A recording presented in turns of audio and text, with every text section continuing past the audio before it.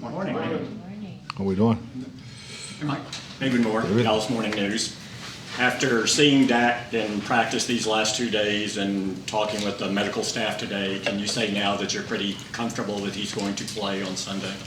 Well, I mean, I think we would be preempted, jump ahead of the full week preparation. But yeah, everything looks like he's on track for that. I thought he had a really good day yesterday, and we all know what today is, and tomorrow will be our last full speed work. So once we complete that, we'll check off on it. If you feel like you need to get ahead of yourself, go for it. You talked about the timing and needing to see the timing. How is that look with the receivers? Well, it's not as much as just the particular timing with the receivers. It's the timing, throwing around a pass rush, having the bodies flying around them, and stepping into the throws, not being able to step into throws. All those things, and you only get that in your teamwork. So I thought his teamwork was pretty good yesterday, really good. Steiner Dixon with the AP. He said yesterday that there was no plan to play him last week, and he seemed kind of comfortable with the plan all along. Like maybe he didn't really push it to play as the weeks went by. Was that kind of your take on it? He was sort of following the medical and not really pushing you guys to get out there?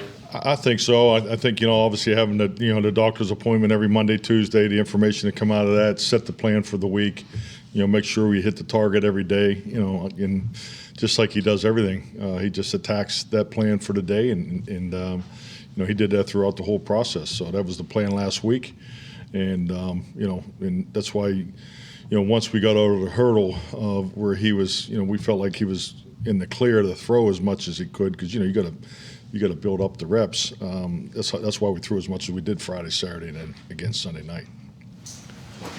Dave Lockmer, Cowboys Radio. If you play Dak, do you anticipate Will Grier being active? Keep three quarterbacks.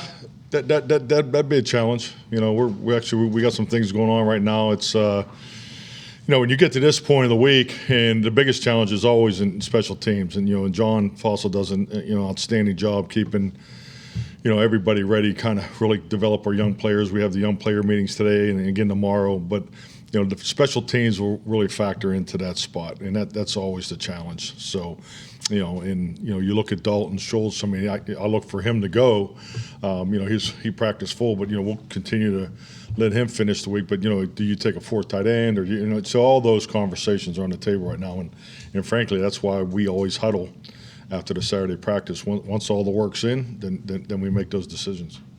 Michael Gelkin, Dallas Morning News. After the third subluxation to his shoulder yesterday, Matt Walesko done for the year, is it fair to say? And what did you think about just the way that he was able to push through the injury as long as he did? Well, I think the biggest thing is, when the medical staff's ready to make that call and set that date, that's really the time for that specific of an answer. But I mean, I just feel terrible for Matt. I thought he was making such excellent progress. You could just see his development, and he's I really like the way he's wired. His length is exceptional.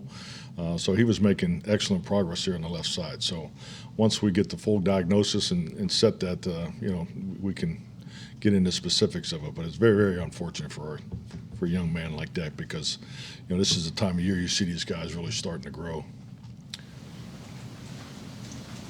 Todd Archer of the ESPN. What's the fallout aspect with him in terms of, okay, do you look at Peters getting some tackle work now with ball as a guy? Well, I mean, Jason Peters has been working, tackle and guard. So I mean, Jason's been working exclusively on the left side. So, and we've been, keeping Josh primarily on the right side, just to get the reps right, and just as far as how you roll your 8 players, as far as expectations going into a game on Sunday. So, yeah, as far as the reps for Jason and the focus, we'll still focus on the left side. The number of offensive penalties was obviously far too high for you guys' liking week 1, but since then it's really gone down, including pre-snap. Yeah. What have you made of progress in that specific area? Well, I think when you look at them, I think early, you had some moving parts. It's you don't like it. You try to work and prepare for it, but a lot of the times it happens. And what I'm talking about is when you have changes in your offensive line, the cadence, just being in sequence with the communication, because you go back to our first game, I thought the communication was overdone.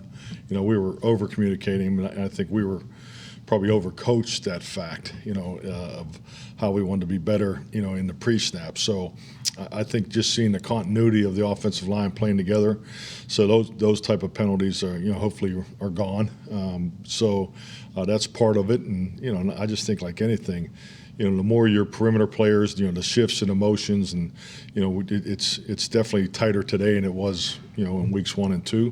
So that's an improvement, and then. Because the pre-snap penalties, there's no excuse for those. I mean, those are the things. That's why we practice, and and we do want to be specific, and play with excellent mind speed and all those coachable attributes. But I think your offense should. You hope you come out of training camp that way, but that wasn't the case with us with all the changes we had, right before the first game. So I think that's part of it. And the competitive penalties, you just keep emphasizing, coaching them. That's why you do the fundamental drills every week, and that's why we're in pads every week, because that's the other part of this too, is if you can keep preaching footwork and fundamentals and you don't practice in pads, I don't know how you improve your football team. So player safety to me is not playing in pads, practicing in pads. So I think that's another part of it, and our guys do a good job with that. I mean, their workload capacity, like their GPS score was outstanding yesterday. So those kind of things are the things that they're really the details that lead to improvement. Along those lines, does that speak to Terrence Steele's maturation, that he had the week 1 that he had from a penalty standpoint and has dialed it in across all categories since then? I mean, that's a very good point. But Terrence Steele's, one of the last guys I'd ever worry about, as far as focusing on improving. I mean, I just look at the first time, I got to see him in the rookie camp there, the pandemic year, and he's just continued to impress since then. So very high character, works his tail off, improves his body, continuously, from year 1 to now year 3. So I look for him just to continue to improve. I know that Swift has missed some time, so it may be hard to discern how they alternate them. But do they use their backs a little bit like you use your backs? And can you just talk about their different styles and what challenges that presents? Yeah, definitely. I mean, Swift. I mean, when you watch the productivity, I mean, just the home run runs. I mean, his ability to hit the hole, his explosiveness. Matchup coming out of the backfield, all those things play to his skill set. But, he's been the big player for them. And then Jamal does everything, he does everything very good. I mean, he's a very good instinctive inside runner, excellent pass protector, brings great energy to their offense and their football team. And he's a pretty darn good receiver too. So he's a guy that can play on all 3 downs. Swift, someone that they're going to try to create more big play opportunities for him. So I mean, it's very important, obviously, to know which back's in the game. Mike. Go ahead, Dory. Mike Jory of Yahoo Sports. Mike had talked yesterday about wanting to make self-adjustments after the Eagles game, sitting down with coaches and looking to make those. What type of adjustments do you see that as, and how helpful is it to have a game like y'all had last week so early in the season? Well, last week's game's only helpful if we improve on the things we need to improve on. So, and that's really what self-scout's for. I mean, it goes on. It's continuous. And actually, Dan Quinn did an excellent job having a full self-scout for Micah. I think they met Wednesday afternoon, and it was good for him. It's good for all of our players. So, obviously went through the good, the bad, and the ugly, and that's how you grow. So, and obviously he is an elite player that gets a ton of attention, and we got to continue to, give him opportunities to be successful. But just looking at the concepts he's been doing, ones he's been doing very well, the ones that we know that they're really working on, and just make sure that we have the change ups and the curveballs in there for him. You guys have devoted a lot of time to improving on 3rd down and all that comes with that. What does Dak's return do for you guys in that space of just his presence breathing life into that area? Yeah, I think Dak's he's our leader. He's your starting quarterback. So all those things go into this. I don't think it's just I'm not being critical of your question. I think it's just 3rd down. I don't say that okay, now 3rd down's going to be better. The goal is for the whole offense to be better.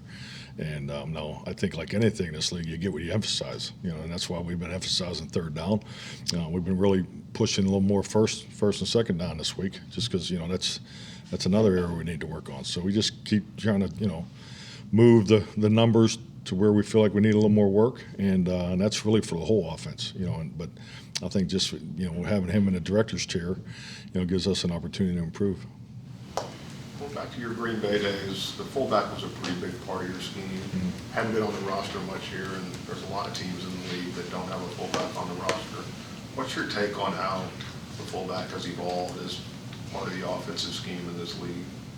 Yeah, I mean, I don't know too many offensive coaches that don't like a fullback, and the fullback position is the personnel director's nightmare because they don't play on special teams, and that's just really the facts of the matter.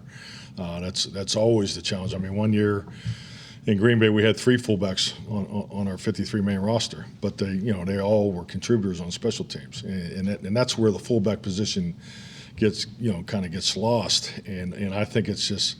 I've always looked at the fullback position and the tight end position kind of as one because the way you want to play. Because I think offense really comes down to 2-back offense, 1-back offense, or no-back offense, and that's really how I look at offensive schematic design. And I love having a fullback because I think the fullback gives you an opportunity to puncture the defensive front in more lead type runs and so forth. And the best play ever in the history of football is the lead inside zone. I mean, that's been well documented. You should be writing that down, David. There you go. So, but I think those types of things you always want part of your football team, not only just for your offense, but your defense needs it. Defense needs to train against it. So I'm a big believer in 2-back offense, and 2-back offense, kind of went out of the league here in probably the last 10 years, but it's coming back more and more the last couple of years. So, and that's just part of the evolution of schematic, focus and tendencies and trends, and we're all on top of that. But I would always, if you just say, hey, what do you want your offense to look like, I would always want a fullback that's up on the 48 each and every week because there's always points in the game where you just got to go run the football downhill, and you always want that threat to the defense. When you came here, you were clear about, Kellen's going to keep calling the plays, and the fact that you haven't had one on the roster generally here, is it more about kind of the scheme that you joined here, or is it, or you? Well, I think it's just more in staying in tune and being disciplined with the personnel acquisition. I think it's, and this is just my opinion, and I may be totally, the minority in this outlook, but when I look at the draft and veteran free agency, most important part of it is what value does that player bring to your roster, and I think we can all get into pigeonholing. I need this kind of guy. I need that kind of guy. I need that kind of, because when you I'm not saying it's black and white, but I think you really pigeonhole yourself if you just say, oh, he doesn't fit or he doesn't fit. Because if you're in these conversations, especially when you're down there picking 25th through 32nd every year, you got to take best player on the board.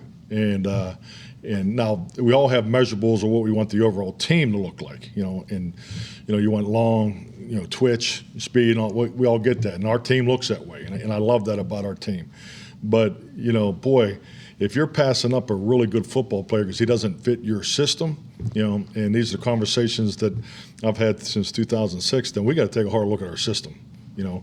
Does Turpin fit your system? Hell yeah. Oh boy, I thought you were a West Coast offensive guy. All your receivers are 6'2" and more. So I mean, and that's the things you got to really work through, because when you get these perimeter players that are dynamic, my question is always, does he do 2 things? He can't just be a special teams player. He just can't be a receiver and so forth, especially younger players. So those kind of things, these are the conversations that we have. And I think it's important because in that approach, it gives you more attempts at the plate to get your talent level up. And that's all coaches really want at the end of the day. We want to have as much talent to develop and as much variation as we can, especially throughout the course of a season. I've got a bit of a scheduling quirk or anomaly, whatever you want to call it. You obviously have 4 straight NFC North teams. Do you feel like you're back in Green Bay going against Detroit, Minnesota, Chicago? Because I'm sure it's because of the bye week. I didn't even realize it until it was brought up here the other day. So I just when you're in the season, I mean it's hard to keep track of the dates. I got my 13-year-old's going to be 14 on Saturday, so I got that day. So so the 22nd, but coincidence. I don't know. I have no idea, but yeah, it's.